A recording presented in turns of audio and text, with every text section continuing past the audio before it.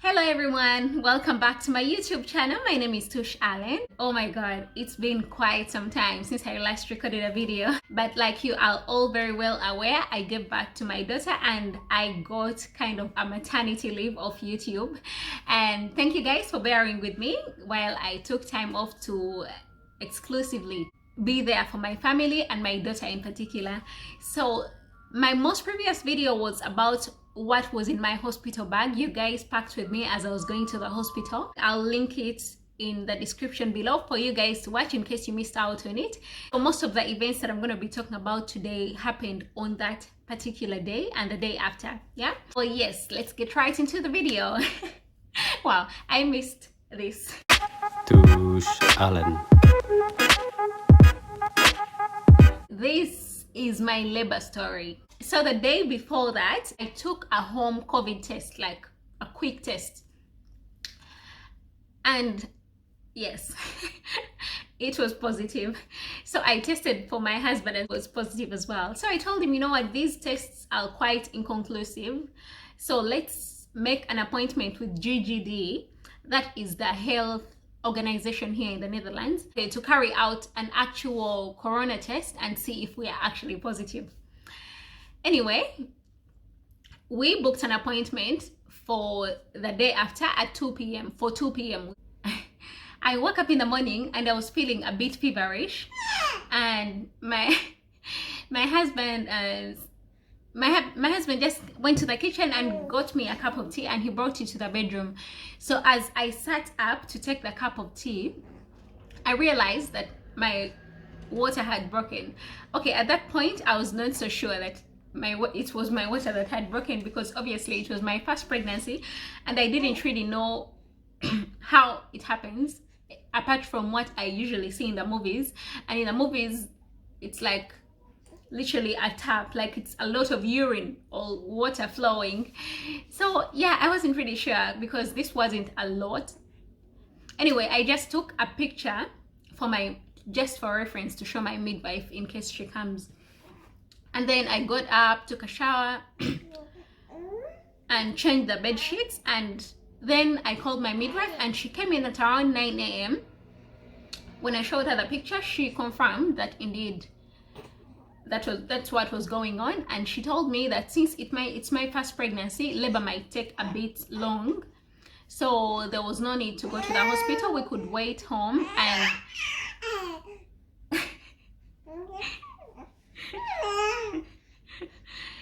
my daughter is saying hi to you guys. Anyway, she said there was no need to go to the hospital right away since we had, you know, quite some hours for the actual birth to take place. After they had told me that my water had broken, I forgot about the sickness and I was just excited. I had this nesting instinct. It's usually an instinct that pregnant women get towards the end of their pregnancy. They feel the need to clean up and prepare for the baby, getting ready for the baby in general. I guess if you guys don't mind, I'll just record the video with her while I carry her because she's a bit fussy. At around 1:30, he left home and he went to do his corona test, and he did some grocery shopping as well. So obviously we had to get ready because, you know, when you have the baby it gets quite busy. I had watched some videos and they were saying that it's advisable for you to stay active all through labor, so I was trying my best not to lie down much. So amidst the contractions I was trying to keep busy. At around 6 p.m. I was done with everything, and that's when the midwife came back to do her second review on me to see how far I had gone. So when she came back, she checked still my pulse, she checked my blood pressure, and everything was okay. She indicated something about it not being, like she felt like it had not gone to the pelvic yet, but she was not sure, so she asked us to go to hospital just to be sure. You know, you can't really leave anything to chance. We took our bags with us for just in case the birth happened to happen there. We drove to hospital. Oh, it's 6:47 right now. PM. 6:47 p.m. and we are heading to the hospital. We're gonna have some maybe scans or tests to see the general condition of the baby, If everything is still okay, if we still have some time, we shall be sent back home, or we shall stay in hospital till the delivery of the baby. So either way, just wish us luck and keep us in your prayers. I have a contraction. Stop. Put my baby on.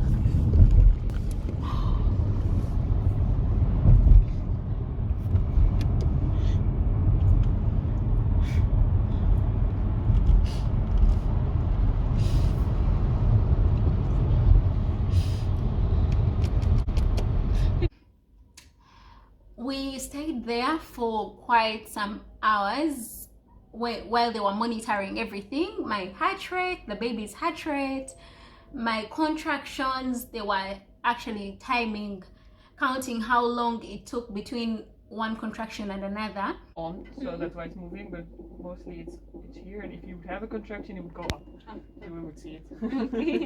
Yes. What's up, baby? Constructions? You have constructions?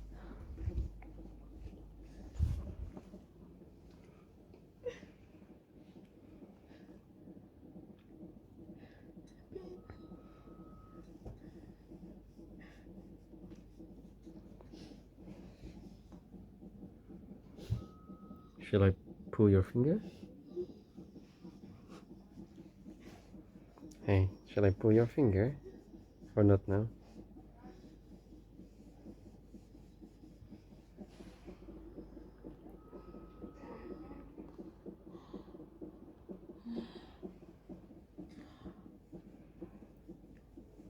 Let's say 50 seconds.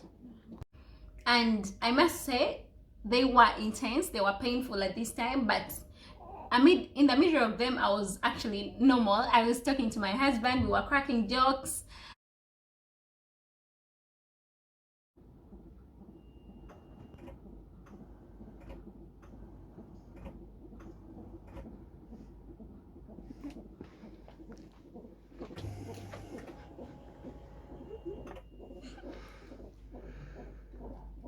Alena in the amusement park. Now down. Keep him busy.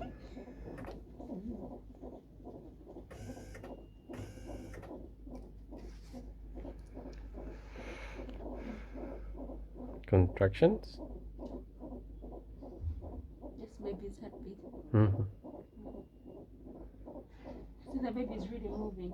The small green dots are for the baby moving.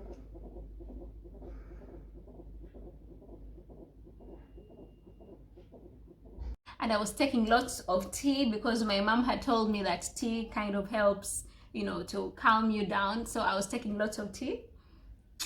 And yeah, the doctor came in at some point, and she saw that everything was going on well. Sorry, we didn't speak there. Oh, okay, can I put it? Yeah, okay, great.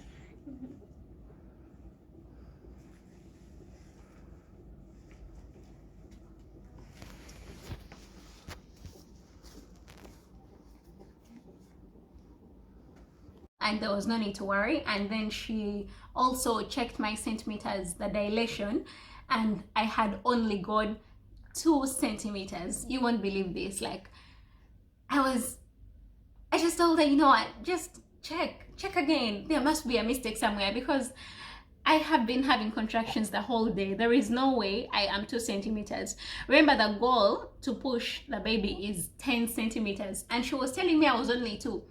And here I was, literally the whole day I had been having contractions. So I wasn't really understanding, like, why was it taking so long? Because from the look of things, everything was normal, and our home was close to hospital, so we didn't really have to stay there the whole time. At that point, it was around 11. I was craving pizza at that point, and I told him to look for if any pizza place was open, but next to the hospital all the places were closed. And then we remembered that we have one here just close to home, so we came and checked it out, and we just came there and they were closing. Anyway, when I got home, I had something to eat. Yes, I still was having contractions, but in between them I could talk, I could walk, you know. it was normal, you know. Okay, it wasn't normal because I was having pain. At around midnight, my husband gets his results, and he was corona positive, like COVID-19 positive. And oh my god, I'm like freaking out, thinking this is my birth partner. What if they tell him not to go to hospital? What are we gonna do? Like, what am I gonna do? Because I don't know if you guys know, but I don't really have this country. I don't really have anyone that I can say, okay, this one is gonna be my birth partner, because my mom and siblings are back home in Uganda. So I was freaking out. I was thinking, okay, what if they tell him not to come close to me? What if he's told to isolate? Who will I go into hospital? I was freaking out. So in the meantime, I was trying to still stay active. I was walking around. I was bouncing on my yoga ball.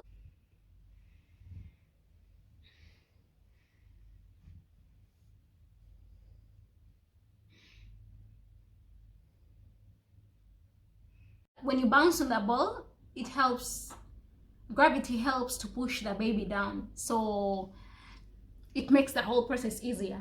Yeah, the whole night I was walking around like back and forth, and then I got hungry in between. I tried to eat something and I was puking, like I was then I was taking lots of tea and I was still puking everything. At some point, I even decided to just sit close to the washroom because the trips to the washroom were so many. I was tired of going back and forth.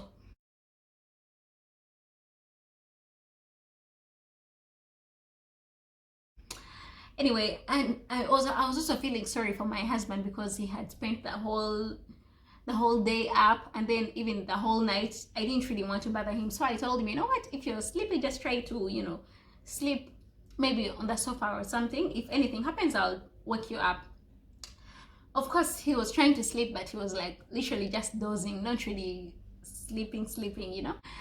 For me, I didn't even bother to put my head down because the pain was unbearable. Fast forward, around 3 a.m., the contractions were intense. They were so painful. I felt like I was losing my mind. I was like, oh my god, like, you know how I mentioned previously that I was talking, like I was normal and walking and talking in between them. At this point, I was not talking anymore.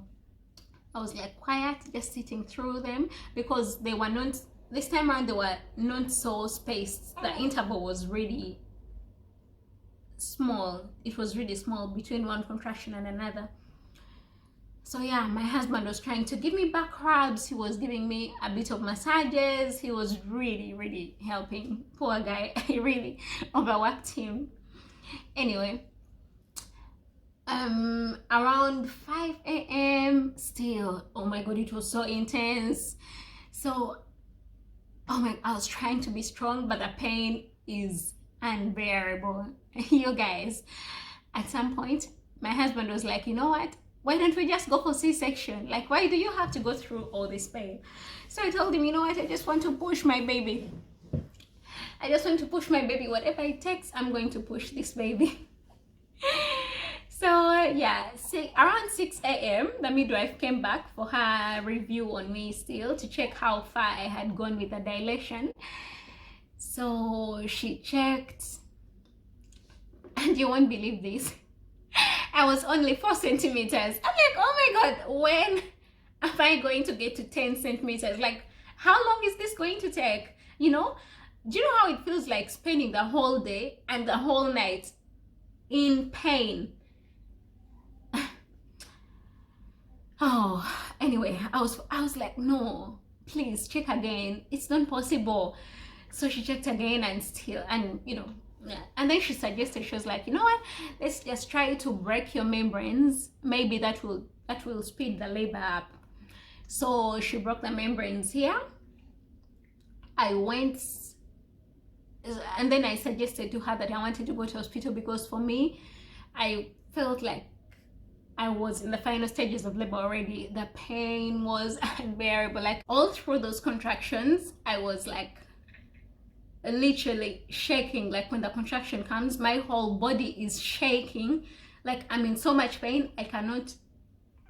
Oh, it was unbearable. I'm usually strong, but this pain, Anyway, I can't really explain it to you and you understand it if you haven't been through it before, but I'm sure all mothers out there understand what I'm talking about.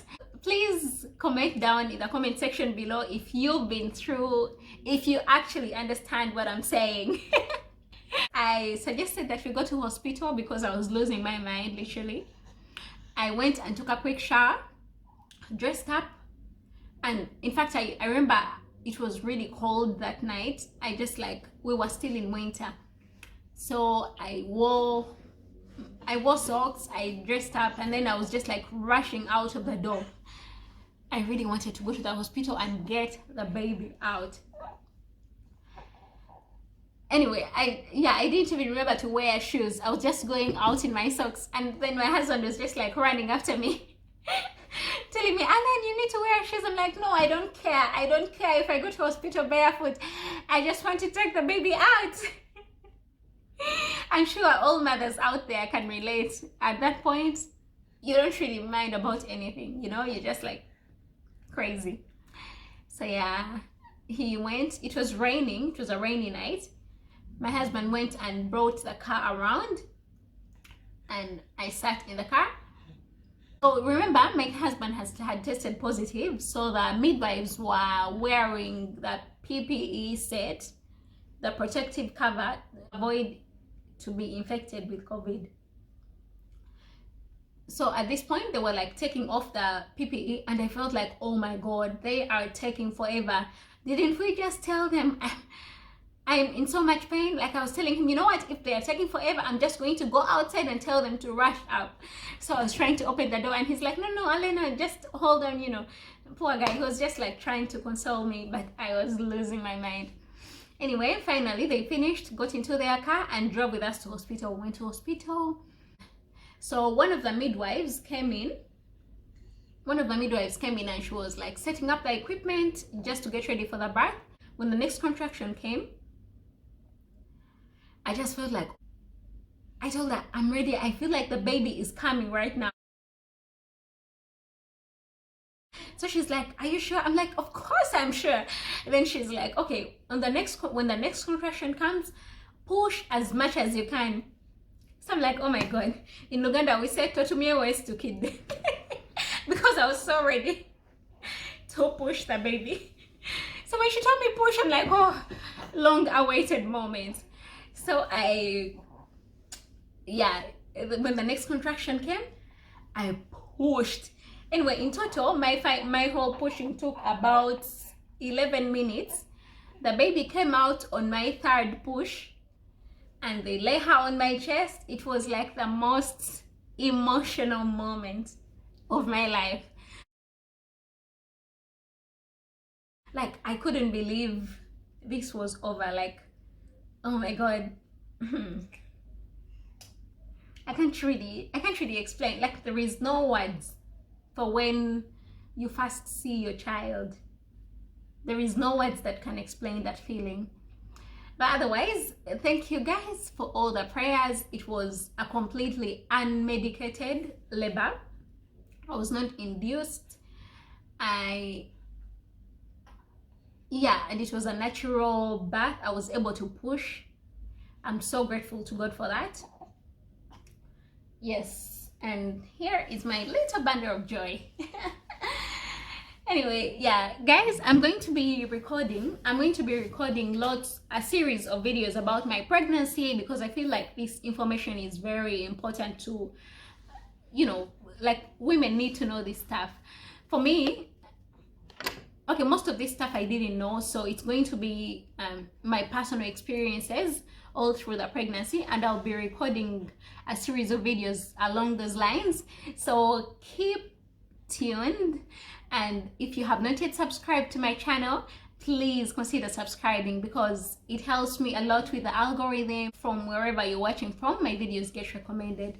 So please don't forget to subscribe, and please give this video a thumbs up if you enjoyed my labor story.